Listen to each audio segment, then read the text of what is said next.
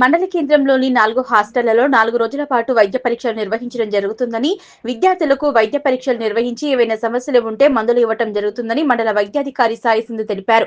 చినశంకరంపేట మండల కేంద్రంలోని బాలుర గిరిజన వసతి గృహంలో వైద్య శిబిరం ఏర్పాటు చేసి విద్యార్థులకు డాక్టర్ హారిక, సూపర్వైజర్ బుజ్జీలు వైద్య పరీక్షలు నిర్వహించారు.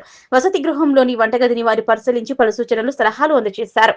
అనంతరం హాస్టల్ సిబ్బందికి రక్త నమూనాలు సేకరించారు. ఈ సందర్భంగా డాక్టర్ సాయి సింధు మాట్లాడుతూ మండల కేంద్రంలోని 4 హాస్టళ్లలో 4 రోజుల పాటు వైద్య శిబిరం ఏర్పాటు చేసి వైద్య పరీక్షలు నిర్వహించడం జరుగుతుందని ఆమె తెలిపారు. సీజనల్ వ్యాధుల పట్ల ప్రజలు అప్రమత్తంగా ఉండాలని, దోమలు ప్రబలకుండా పరిసరాలు పరిశుభ్రంగా ఉంచుకోవాలన్నారు. దోమలు కుట్టకుండా ఉండేందుకు దోమతెరలు వాడాలన్నారు. ఈ కార్యక్రమంలో మండల వైద్యాధికారి Sai Sindhu, doctor Harika, supervisor Bujji, ANM Nagalakshmi, hostel warden Dasharath తదితరులు పాల్గొన్నారు. అందరికీ నమస్కారం అండి. మన శంకరంపేటలో 4 హాస్టల్స్ ఉన్నాయి. ఆ హాస్టల్స్లలో హెల్త్ క్యాంప్స్ ఈ 4 రోజులు నిర్వహించడం జరుగుతుంది. అలాగే అక్కడ ఉన్న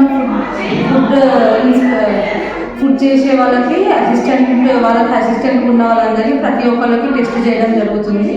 అలాగే అక్కడ ఉన్న పిల్లలకు కూడా హెల్త్ క్యాంప్ కూడా నిర్వహించి ఏదైనా ప్రాబ్లం ఉంటే మందులు ఇవ్వడం జరుగుతుంది. ఈ 16, 17, 18, 19లో క్యాంప్స్ ఉన్నాయి. ఇది వర్షాకాలం మొదలవడం కారణంగా కొంచెం డెంగ్యూ సీజన్ కూడా రావడం జరుగుతుంది. సో డెంగ్యూలో అందరూ జాగ్రత్తలు పాటించాలని కోరుకుంటున్నాను. ఎక్కడ నీరు ఉన్నా ఇంటి చుట్టుపక్కల దాన్ని క్లీన్ చేయించుకోవాలి. కుండీలు అట్లాంటివి ఏమైనా యూజ్ చేయని ఉంటే దాన్ని ఉల్టా వేసి కానీ మట్టి నింపడం కానీ చేయాలి. దోమలతో కొంచెం జాగ్రత్తగా ఉండాలి. అంటే మస్కిటో నెట్స్ అట్లాంటివి యూజ్ చేయడం జరగదు.